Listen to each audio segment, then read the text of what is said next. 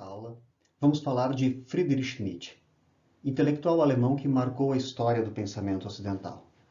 A obra de Nietzsche, quando considerada sua recepção histórica, poderá ser apresentada como um decisivo ponto de ruptura no desenvolvimento da filosofia e, por conseguinte, das artes, das ciências e da história humana ocidental.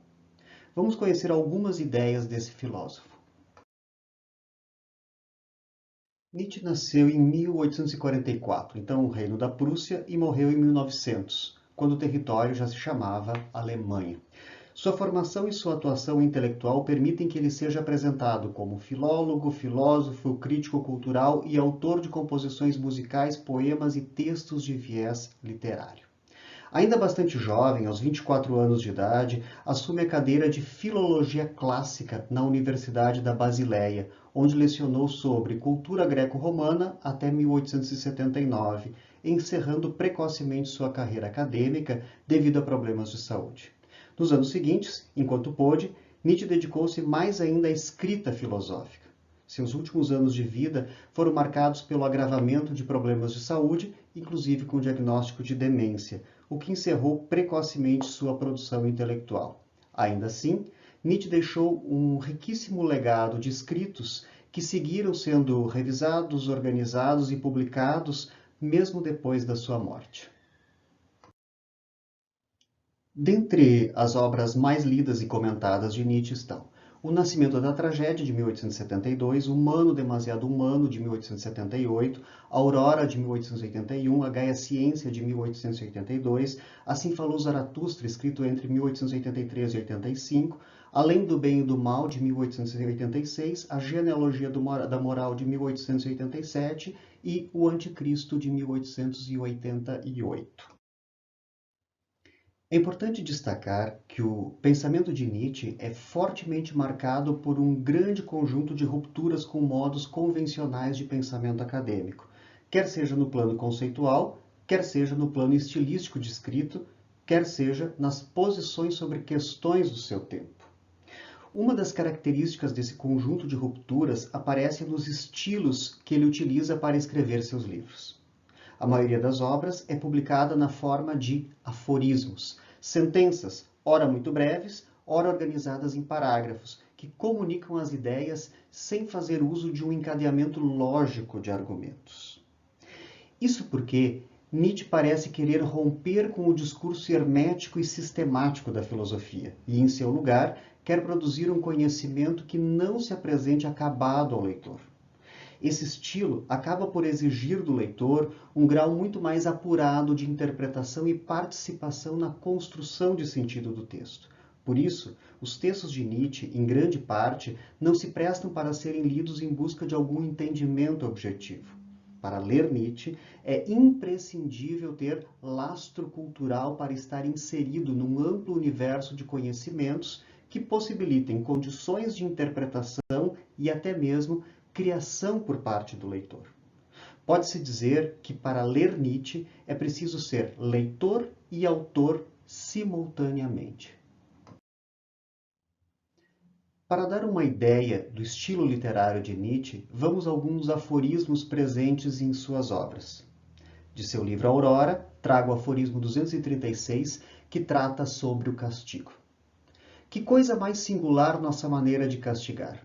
Não purifica o criminoso, não é uma expiação. Ao contrário, mancha mais do que o próprio crime. Observe que só há enunciado, não há desenvolvimento do argumento. Caberá ao leitor saber interpretar e seguir construindo a ideia. Do mesmo livro, cito o aforismo 264. Os homens invejosos que têm olfato sutil não cuidam ver de perto seu rival, para se poderem sentir superiores a ele. Do livro Humano Demasiado Humano, trago o aforismo 309.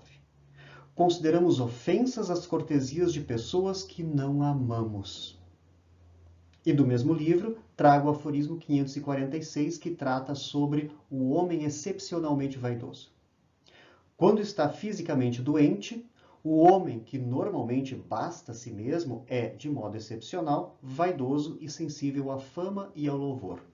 Na medida em que perde a si mesmo, busca se recuperar a partir de fora pela opinião alheia. Observe que qualquer desses aforismos não vem precedido de um contexto e nem seguido de alguma explicação. O aforismo é ele mesmo o próprio texto filosófico. A um leitor ingênuo, poderiam soar como versos livres aos quais se poderia dar qualquer interpretação pessoal. Porém, no conjunto das obras do autor, percebemos que há uma coerência que aparece de modo não linear. Um aforismo que está num ponto do livro encontrará complementariedade ou articulação em outros pontos do livro. Por isso, a leitura de Nietzsche é bastante difícil e exige um grau de maturidade reflexiva bastante apurada. Sobretudo, é muito importante ter bagagem cultural para conseguir estabelecer relações entre diferentes pontos da obra do autor e não fazer leituras excessivamente pessoais e isoladas. Mas Nietzsche também utiliza trechos mais longos. Vou ler agora, da obra Assim Falou Zaratustra, o seu primeiro discurso, que descreve 3 metamorfoses do espírito. Vamos ao texto de Nietzsche. Vou dizer-vos as 3 metamorfoses do espírito. Como o espírito se muda em camelo, e o camelo em leão, e o leão finalmente em criança. Há muitas coisas que parecem pesadas ao espírito robusto e paciente, e todo imbuído de respeito. A sua força reclama fardos pesados, os mais pesados que existam no mundo. O que é que há de mais pesado para transportar? Pergunta o espírito transformado em besta de carga, e ajoelha-se como o camelo que pede que o carreguem bem. Qual é a tarefa mais pesada, ó heróis? Pergunta o espírito transformado em besta de carga, a fim de a assumir, a fim de gozar com a minha força? Não será rebaixarmos-nos para o nosso orgulho padecer? Deixar refugir a nossa loucura para zombarmos da nossa sensatez? Não será abandonarmos uma causa triunfante, escalar altas montanhas a fim de tentar o tentador? Não será sustentarmos-nos com as bolotas e erva do conhecimento e obrigar a alma a jejuar por amor da verdade? Ou será estar enfermo e despedir os consoladores e estabelecer amizade com os surdos que nunca ouvem o que queremos? Ou será submergirmos-nos numa água lodosa, se esta é a água da verdade, e não afastarmos de nós as frias rãs e os abrasados sapos? Ou será amar os que nos desprezam e estender a mão ao fantasma que nos procura assustar? Mas o espírito, transformado em besta de carga, toma sobre si todos estes pesados fardos. Semelhante ao camelo carregado que se apressa a ganhar o deserto, assim ele se apressa a ganhar o seu deserto. E aí, naquela extrema solidão, produz-se a segunda metamorfose. O espírito torna-se leão. Entende conquistar a sua liberdade e ser o rei do seu próprio deserto. Procure então o seu último senhor. Será o inimigo deste último senhor e do seu último Deus. Quer lutar com o grande dragão e vencê-lo. Qual é este grande dragão a que o espírito já não quer chamar nem senhor nem Deus? O nome do grande dragão é Tu deves. Mas o espírito do leão diz: Eu quero. O tu deves impede-lhe o caminho. Rebrilhante de ouro, coberto de escamas, e sem cada uma das suas escamas brilham em letras de ouro estas palavras: Tu deves. Valores milenários brilham nessas escamas, e o mais poderoso de todos os dragões fala assim: Em mim brilha o valor de todas as coisas. Todos os valores foram já criados no passado e eu sou a soma de todos os valores criados. Na verdade, para o futuro não deve existir o eu quero. Assim fala o dragão. Meus irmãos, para que serve o leão do espírito?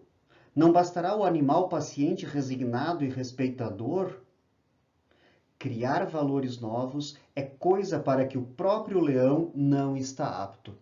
Mas libertar-se a fim de ficar apto a criar valores novos, eis o que pode fazer a força do leão. para conquistar a sua própria liberdade e o direito sagrado de dizer não, mesmo ao dever, para isso, meus irmãos, é preciso ser leão. Conquistar o direito a valores novos é a tarefa mais temível para um espírito paciente e laborioso, e de certo vê nisso um ato de rapina e de rapacidade.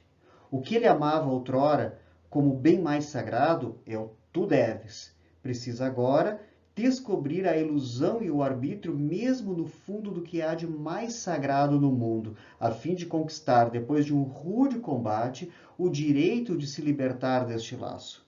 Para exercer semelhante violência, é preciso ser leão. Dizei-me, porém, irmãos, que poderá fazer a criança de que o próprio leão tenha sido incapaz? Para que será preciso que o altivo leão tenha de se mudar ainda em criança? É que a criança é inocência e esquecimento, um novo começar, um brinquedo, uma roda que gira por si própria, primeiro móvel, afirmação santa. Na verdade, irmãos, para jogar o jogo dos criadores é preciso ser uma santa afirmação. O espírito quer agora a sua própria vontade. Tendo perdido o mundo, conquista o seu próprio mundo. Disse-vos as 3 metamorfoses do espírito. Como o espírito se mudou em camelo, o camelo em leão e, finalmente, o leão em criança. Assim falava Zaratustra e morava nesse tempo na cidade que se chama Vaca Malhada. Outro trecho que iremos explorar nessa aula é o anúncio do homem louco sobre a morte de Deus.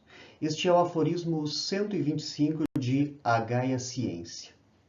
Ouçam.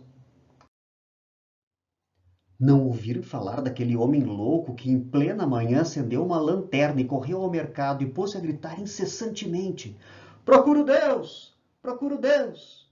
E como lá se encontrassem muitos daqueles que não criam em Deus, ele despertou com isso uma grande gargalhada. Então ele está perdido, perguntou um deles. Ele se perdeu como uma criança, disse um outro. Gritavam e riam uns para os outros. O homem louco se lançou para o meio deles e trespassou-os com seu olhar.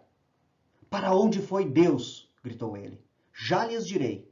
Nós o matamos, vocês e eu. Somos todos seus assassinos. Mas como fizemos isso? Como conseguimos beber inteiramente o mar? Quem nos deu a esponja para apagar o horizonte? Que fizemos nós ao desatar a terra do seu sol? Para onde se move ela agora? Para onde nos movemos nós? Para longe de todos os sóis? Não caímos continuamente para trás, para os lados, para a frente, em todas as direções? Existem ainda em cima e embaixo? Não vagamos como que através de um nada infinito? Não sentimos na pele o sopro do vácuo? Não se tornou ele mais frio? Não anoitece eternamente? Não temos que acender lanternas de manhã? Não ouvimos o barulho dos coveiros a enterrar Deus? Não sentimos o cheiro da putrefação divina? Ah, também os deuses apodrecem. Deus está morto. Deus continua morto. E nós o matamos.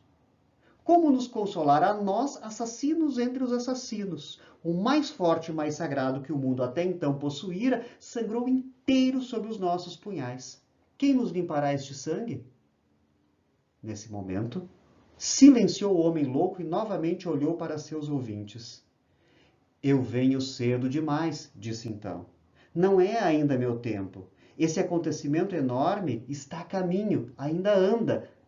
Não chegou ainda aos ouvidos dos homens. O corisco e o trovão precisam de tempo. A luz das estrelas precisa de tempo. Os atos, mesmo depois de feitos, precisam de tempo para serem vistos e ouvidos.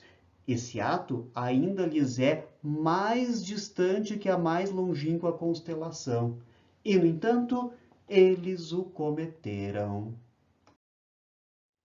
O pensamento de Nietzsche é bastante rico e se desdobra sobre vários aspectos da filosofia, da arte, da filologia, das ciências e do conhecimento em geral. Porém, diferentemente de outros autores, Nietzsche não é um sistematizador de saberes. Ao contrário, Nietzsche mostra-se contrário às filosofias universalistas e que constrói grandes sistemas de ideias.